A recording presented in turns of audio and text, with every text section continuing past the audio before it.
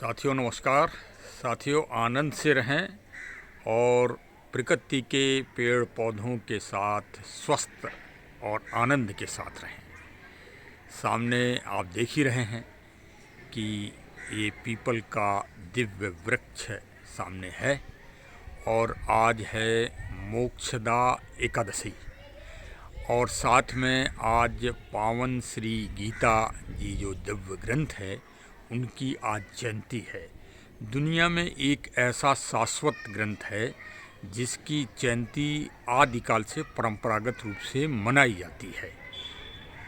जयंती मनाने का भावार्थ यही है कि श्री गीता जी का जन्म हुआ है, एक तरह से ये भाव है। तो जन्म का समय और जन्म का स्थान तो सबको मालूम ही है कि कुरुक्षेत्र में भगवान प्रभु श्री कृष्ण जी ने द्वारा उद्बोधित की गई और अर्जुन जो उनके प्रिय हैं उनको पार्थ अर्जुन को सुनाई गई है। देखिए आज गीता जी की पावन जयंती है। कम से कम 1 लाख जगह प्रवचन अवश्य ही हो रहे होंगे, लेकिन हमारा कोई प्रवचन का उद्देश्य नहीं है। हमारा तो प्रकृति के साथ सामंजस्य आध्यात्मिक रूप से चिंतन किया जाए, जिससे प्रकृति जो जीव तत्व है, साकार जीव तत्व है और जिसके आधार पे ये समस्त प्राणी और मानव जिंदा हैं, उसके संरक्षण व संवर्धन के लिए कुछ जागरूकता विशेष दिवसों पर विशेष रूप से की जाए। तो आज पावन दिवस है एकादशी, तो आज यही आज हमारे ब्लॉग में देखेंगे। ये एक छोटा सा एक प्रयास है। अब किसी को अच्छा लगेगा, किसी की कुछ प्रतिक्रिया होगी, वो भी कमेंट सेक्शन बनाया गया है मोबाइल में। मैं तो इंटरनेट और यूट्यूब को बहुत बहुत साधुवाद देता हूँ, धन्यवाद देता हूँ कि ये एक मतलब यांत्रिकी क्रांतियाँ बहुत सारी हुई हैं इस दुनिया में, लेकिन वर्तमान जो हुआ है वो कंप्यूटर इंटरनेट यांत्रिक क्रांति है। ये पूरी दुनिया में चल रही है, तो चलिए हम भी उसी के साथ चलते हैं। दुनिया के जितने भी जीव हैं, चाहे जलचर हों, थलचर हों, नभचर हों, एक चींटी है, एक गिलहरी है, एक मछली है, एक केकड़ा है, कछुआ है, सभी का आप अवलोकन करें, एनालिसिस करें कि वो सब मानव को कुछ न कुछ प्राप्त दे ही रहे हैं। कोई सौंदर्य प्रसाधन में काम आ रहा है, कोई किसी भक्षण के काम में आ रहा है, मतलब मानव ही सारी दुनिया को खा रहा है। देख लीजिए आप कि कोई भी जीव हो, कोई पेड़ पौधा हो, अरे भाई पेड़ पौधे, लकड़ी, शीशम, साखू सब घरों में लग रही है, जानवर तो खा ही रहे हैं। तो कौन खा रहा है? आदमी तो खा रहा है। और प्रत्येक जानवर और प्रत्येक जीव प्रकृति को, नेचर को जरूर अपना कुछ ना कुछ अंश दे रहा है। बिगर दिए अंश कोई जो है कल्पना आप ना करिए, वो अपना पूरा अंश दे रहा है। जब तक उसका जीवन रहता है तब तक वो प्रकृति के संरक्षण व संवर्धन में लगा ही रहता है। सिर्फ नेचर, मानव को भी इसीलिए बनाया गया है, लेकिन मानव के साथ और भी विभिन्न रूप कर दिए गए हैं जिनमें मानव खो जाता है। वो जब खो जाता है तो सो जाता है तो फिर उसे याद नहीं रहता है कि हमें भी नेचर और प्रकृति का कोई कार्य करना है। तो चलिए उसी क्रम में जगाने का ये एक उद्देश्य है। तो चलिए साहब गीता जी पे आइए और फिर प्रकृति पे आइए। आज इस पावन दिवस पे 2 प्रश्न आपसे हैं कि गीता जी को कुरुक्षेत्र में ही क्यों सुनाया गया, एक चीज़। दूसरी चीज़, क्या आप भगवान के दर्शन करते हैं? अगर मैं कहूँ कि भाई मैं तो करता हूँ, तो आप कहेंगे कि ये कैसे संभव हो सकता है, दुनिया कहेगी। लेकिन सामने ही इसका उत्तर है, क्योंकि जो पावन ग्रंथ गीता है वो यथार्थ है और पूरी तरह सत्य है। उसका एक भी शब्द असत्य तो है नहीं। जब अगर सत्य है तो सामने ही देखिए गीता रखी है, जिसमें भगवान ने स्वयं कहा है, अश्वत्थ सर्ववृक्षाणा देवसीणा च नारदः गंधर्वाणाः चित्ररथा सिद्धानाः कपिलो मुनि। मैं सब वृक्षों में पीपल का वृक्ष, देवर्षियों में नारद मुनि, गंधर्वों में चित्ररथ और सिद्धों में कपिल मुनि हूँ। तो जब भाई भगवान ने ही कहा है कि मैं पीपल में विराजमान हूँ और पीपल मेरा स्वरूप है, तो फिर आपको किस बात का शक कि भगवान के दर्शन आपको नहीं हो रहे हैं? अरे यही भगवान के दर्शन हैं और यही पीपल वृक्ष में ही प्रभु निवास करते हैं, ये आप मान के चलिए। और मानव के हृदय में निवास करते हैं, ये हम नहीं कह रहे हैं, ये गीता ही कह रही है। तो अच्छा, अब ईश्वर क्यों हैं ये?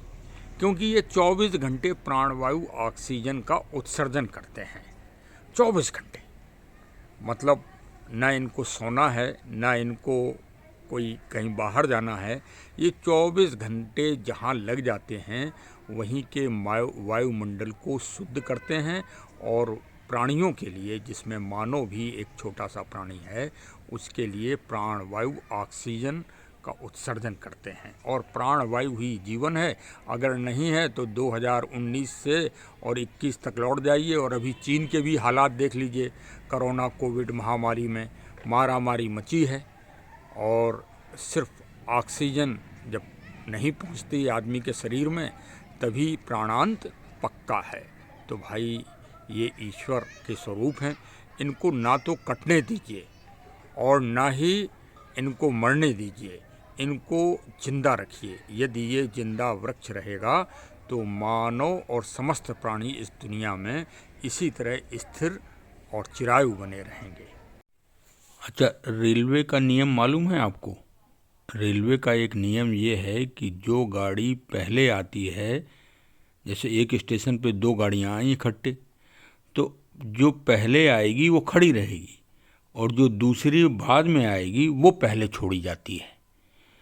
तो वही हमने भी नियम का पालन किया है कि पहले क्वेश्चन का जवाब तो बाद में दिया जाएगा और दूसरे वाले क्वेश्चन का जवाब तुरंत दिया जाएगा। देखिए भाई, नियम एक बनाए जाते हैं, वही फिर नियम एक तरह से विचारधारा बन जाते हैं। जैसे अब आपने कहा कि पहले क्वेश्चन का उत्तर तो बाद में दिया जा रहा है और दूसरे क्वेश्चन का उत्तर तुरंत दे दिया गया। भाई दूसरे क्वेश्चन में प्राणवायु ऑक्सीजन है, यदि ऑक्सीजन ही नहीं रहेगी तो जीवन कैसे रहेगा? अब जब पीपल को आपने सुरक्षित कर लिया, पीपल वृक्ष को और सभी वृक्षों को, तो इसका मतलब प्राणवायु ऑक्सीजन वायुमंडल में हो गई है। तो अब तो बोलते रहो, दिन भर बोलो जब ऑक्सीजन मिल गई है तो अब सामने देखिए, तब जब ऑक्सीजन मिल गई तब गीता जी सामने आ गई। तो सामने देखिए एक सुंदर वृक्ष पर ही विराजमान हैं गीता जी। और भाई आज तो जयंती है तो विशेष आदर भाव आज रहेगा ही। अब दूसरे जो पहला प्रश्न है उसका भी उत्तर आप सुन लो कि भाई कुरुक्षेत्र में ही गीता क्यों भगवान ने सुनाई।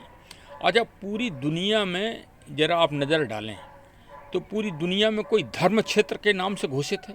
धर्म क्षेत्र जो हो, जैसे धर्म क्षेत्र कहा जाता हो।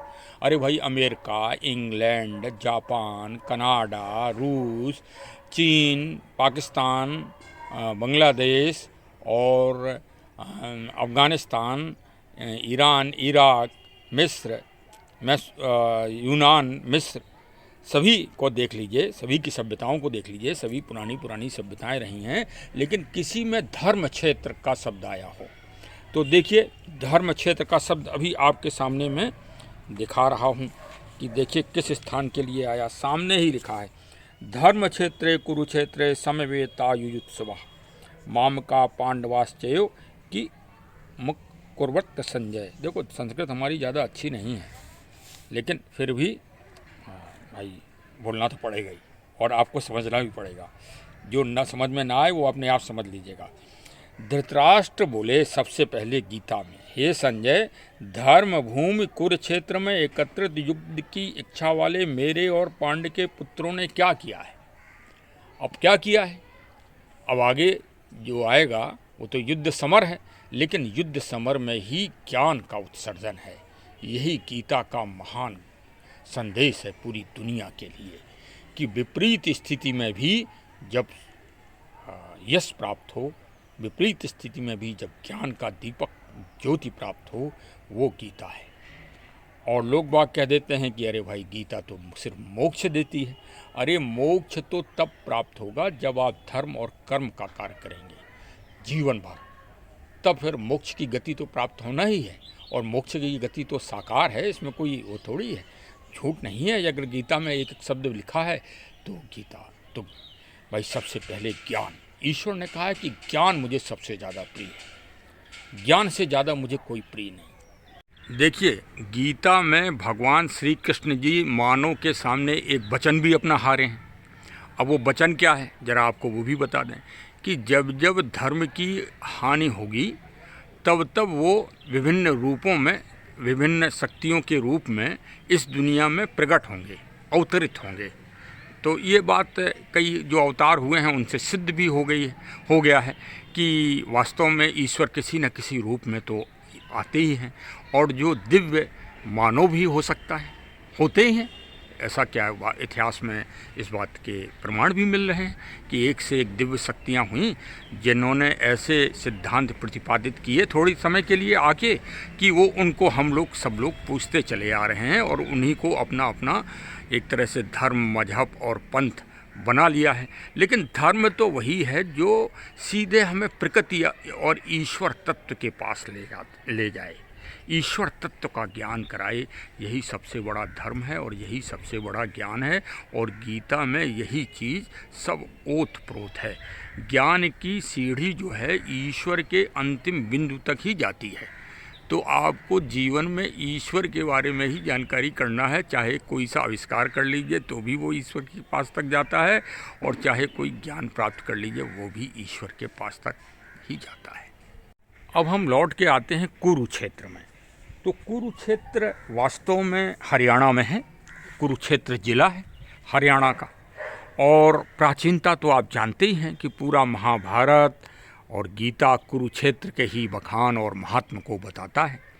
तो कुरु नाम कैसे पड़ गया इसका, इस क्षेत्र का नाम कुरु कैसे पड़ गया और धर्म क्षेत्र कैसे पड़ गया? तो कुरु एक राजा हुए थे जिनके पुत्र पृथु थे। तो उस समय अनाचार और दुराचार इस दुनिया में समय समय पे व्याप्त होता ही रहा है, कोई नई बात नहीं है। वर्तमान में भी जो आप देख रहे हैं माहौल, वो ऐसा कई बार हो चुका है, ये शास्त्र हमारे बताते हैं। और फिर ईश्वरीय शक्तियाँ आती हैं तो उनको ठीक ठाक अपना करती हैं अपनी शक्तियों के द्वारा, देव शक्तियों के द्वारा। और यही एक सनातन संस्कृति इसी तरह पर आधारित है और यही चली आ रही है। तो चलिए अब ज़्यादा इसमें विवाद क्या करना। तो कुरुक्षेत्र, कुरु साहब थे राजा साहब। तो उन्होंने ये हुआ उस समय कि ज्ञान का प्रस्फुटन कैसे हो। तो ज्ञान को बोने के लिए ये हुआ कि किसी व्यक्ति का शरीर चाहिए। जैसे अभी कोरोना कोविड की बीमारी के जो वैक्सीन बनी उसके लिए ये था कि कोई आदमी डिजर्व मतलब अपने आप को प्रस्तुत करे जिस पर वैक्सीन लगाई जाए। देखिए वही बात है ना कि भाई वैक्सीन भी तो जानवरों को लग गई, सबको लग गई, लेकिन फिर आदमी को लगी टेस्टिंग में। उसी तरह एक ज्ञान की प्राप्ति के लिए एक व्यक्ति की आवश्यकता थी। तो पहले, अब आजकल तो प्रधानमंत्री और मंत्री युद्ध क्षेत्र में जाते नहीं, पहले तो राजा सबसे पहले आगे चला करता था, वही बेचारे मारे जाते थे।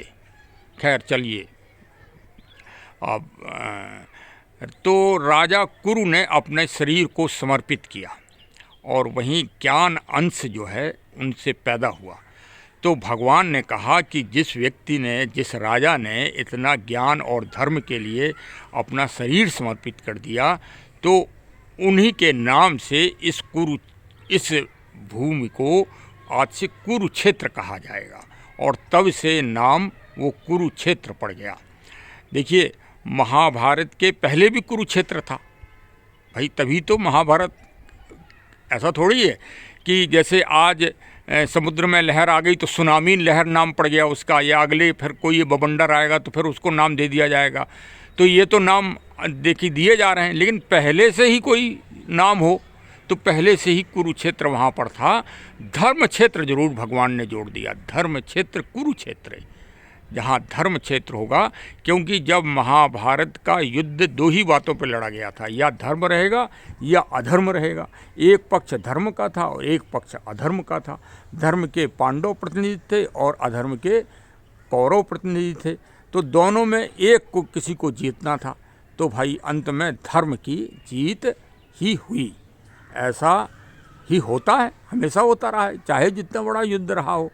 धर्म और नीति पे जो चल रहा है, वही समाज और वही देश और वही जीतता ही है।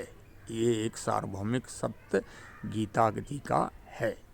तो चलिए साहब, दो बातें हो गई। एक तो ज्ञान की रक्षा करना है एक काम, दूसरा जो है प्रकृति के रूप में पर्यावरण और जलवायु संरक्षण के रूप में पीपल ऐसे दिव्य वृक्ष और अन्य सभी दिव्य वृक्षों की, छोटा भी वृक्ष हो चाहे गमले में लगा हो, तो उसकी भी रक्षा करना है। और हमारा चैनल तो भाई यही छोटा मोटा ज्ञान मतलब एक तरह से चेतना जगा रहा है भाई। अगर आपको अच्छा लगे तो हमारे चैनल को सब्सक्राइब करिए और रोज़ सुनिए और अपने मिलने जुलने वालों को फॉरवर्ड करिए।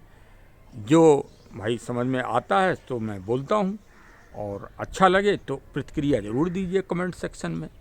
आप सुनते अवश्य हैं, क्योंकि हमारा चैनल दिन प्रतिदिन आगे बढ़ता चला जा रहा है विस्तार पर। मुझे मालूम है कि थोड़े कम लोगों को इसमें रुझान है प्रकृति के संरक्षण में और जलवायु के संरक्षण में, लेकिन भविष्य इसी का है। ये सबसे विकराल समस्या है दुनिया में।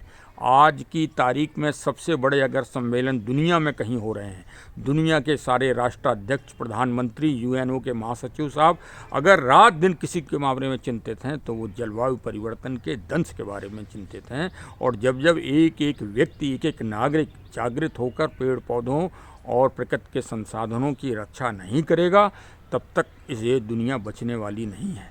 इस दुनिया को पहले बचाइए, फिर ज्ञान की बात करिए।